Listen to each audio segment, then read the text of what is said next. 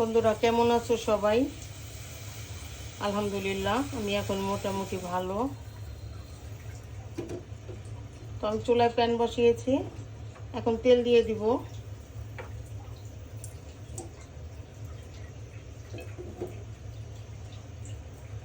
দিয়ে দিব পেঁয়াজ কুচি, দিয়ে দিব ফালি করে রাখা কাঁচামরিচ,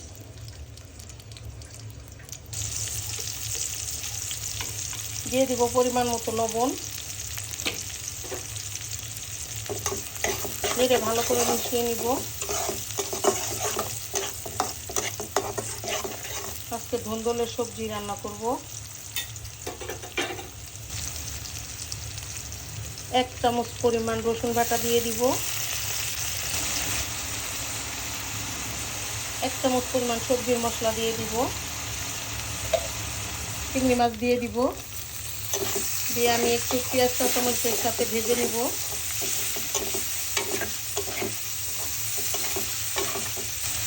মশলা কষানোর জন্য ঝোল দিয়ে দিব একটু।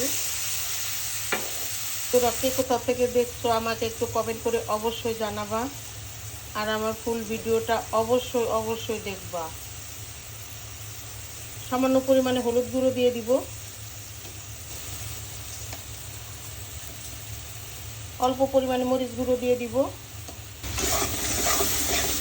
তোরা দেখো আমার মশলা কষানো কমপ্লিট। এখন আমি সবজিগুলো দিয়ে দিব।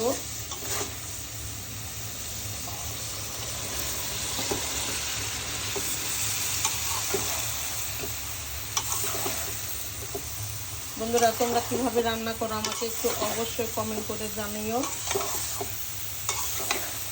আমি এখন 2-4 মিনিট ধুন্দলগুলো কষিয়ে নিব। বন্ধুরা দেখো আমার সবজি কালারটা কত সুন্দর আসছে।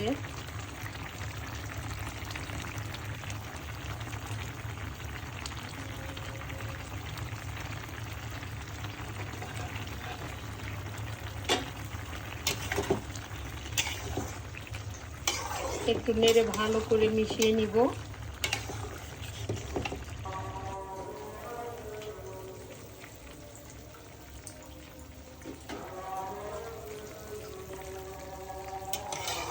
বন্ধুরা দেখো তো কেমন হয়েছে।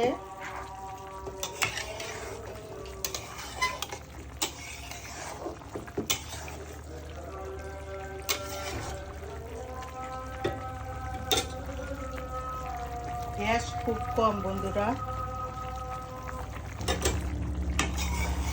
বন্ধুরা দেখো আমার সবজি রান্নাটা কত সুন্দর হয়েছে।